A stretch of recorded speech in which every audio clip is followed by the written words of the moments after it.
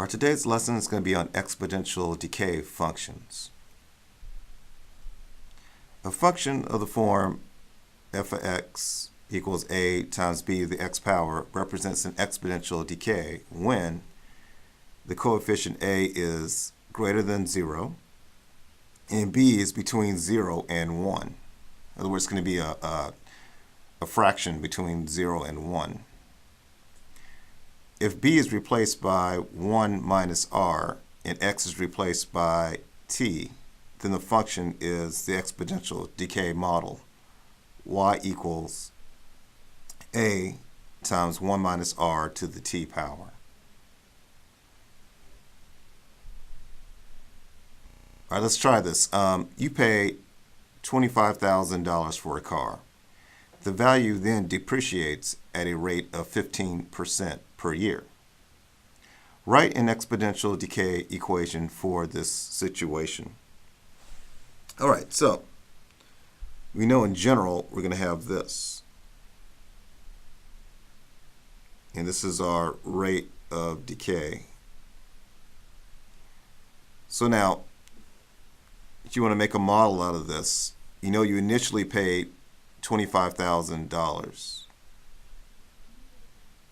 I'm going to write the whole amount this time. Sometimes we just write 25 and let that be known to be the thousands. I'll put 25,000. And the rate is 15%. So I'm going to put 0.15 per year. T stands for the time per year. And that will be the equation.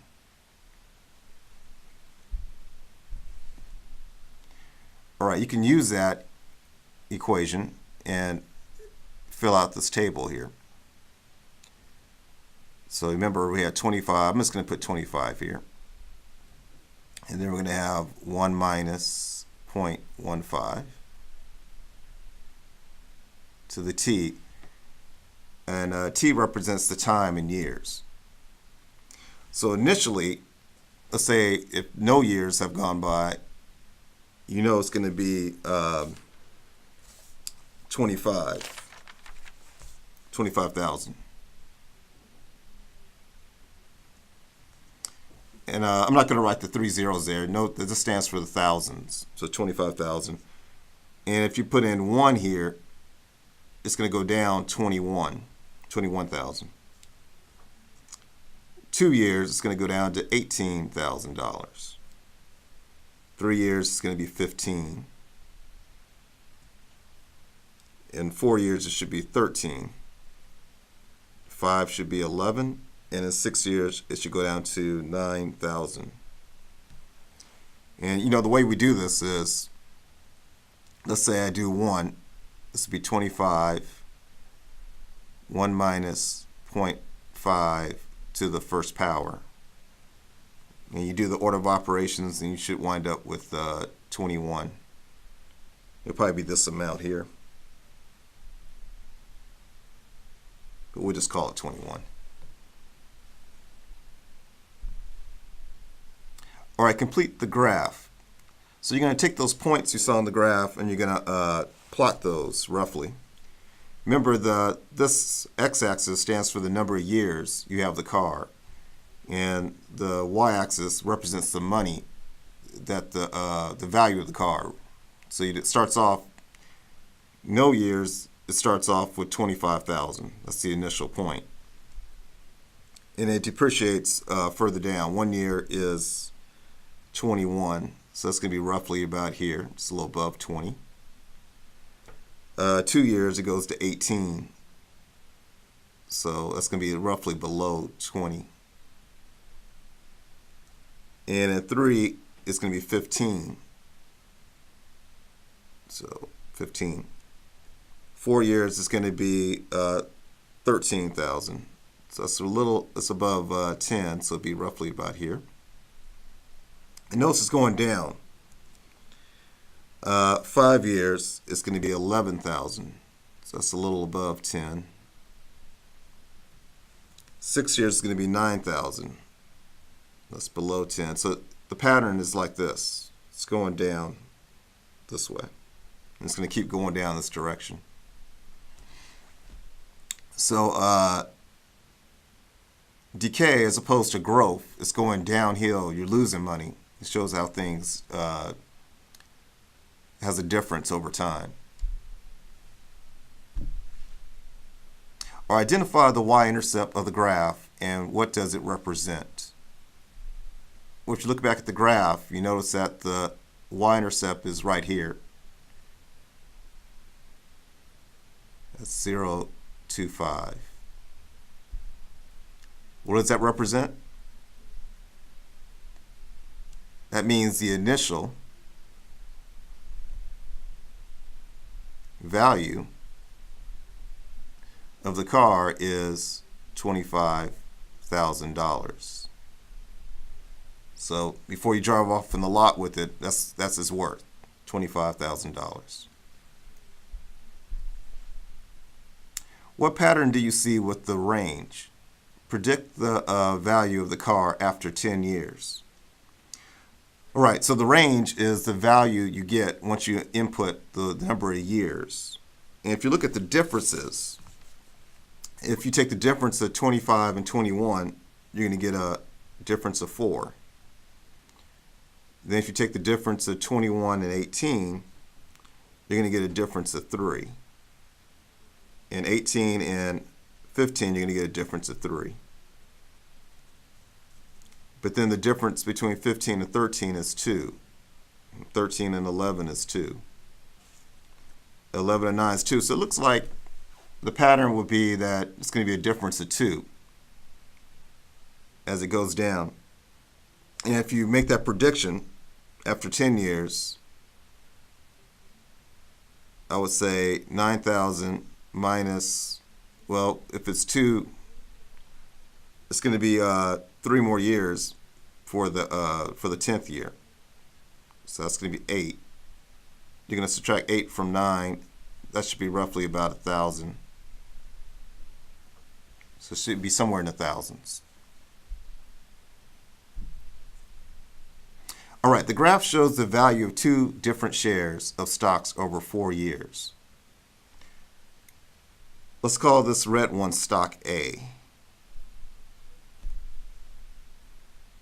And we're going to call the blue one stock B.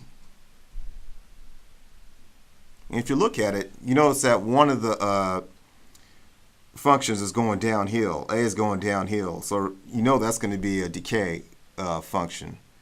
And the blue, stock B, is going up. So you know that's going to be a growth function. And notice where they have a common intersection at. Just notice these things. All right, what kind of exponential model is represented by stock A? We already answered that. That's going to be exponential decay.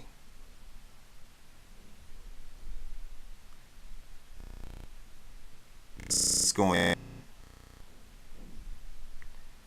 and the initial value, if you look at it, it starts up here.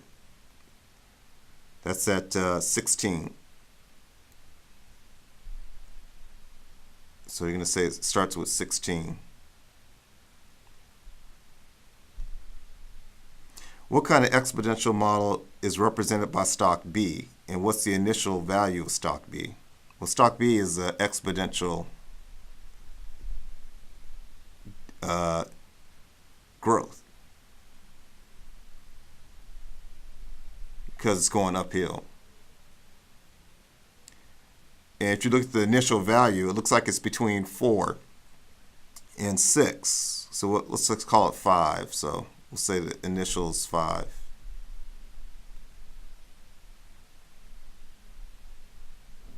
Roughly 5. All right, what is the decay factor for stock A? Well, we know stock A is going downhill, so 1 minus R. But we got to figure out what the rate is. So we know the initial value was 16. And we know that it intersects, another common one is 8. It intersects stock B at 8. So I can take 8, divide that by 16, and I get 0.5 as a rate.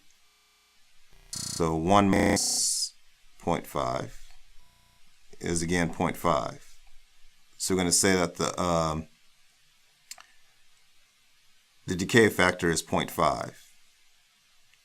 And then the growth factor, on the other hand, is going to be 1 plus r. And this one started out, let's say, roughly at 5. I'm going to divide that into 2.5 because that's where it intersects with the other stock A. So that's going to be 0.5 as well. So 1 plus 0.5 just gives me 1.5. So that's going to be the growth factor is 1.5. All right, how did the values of the stocks compare initially? Well, stock A starts off at 16. Stock A. And the other one is 5. Let's go for stock B. So stock B started off less than stock A. Stock A started off with more. All right, so in how many years was the value of stock A about equal to the value of stock B? Which, look at the graph, they intersect at 8. So that's roughly about 4 years between the two. All right, this concludes our lesson for today.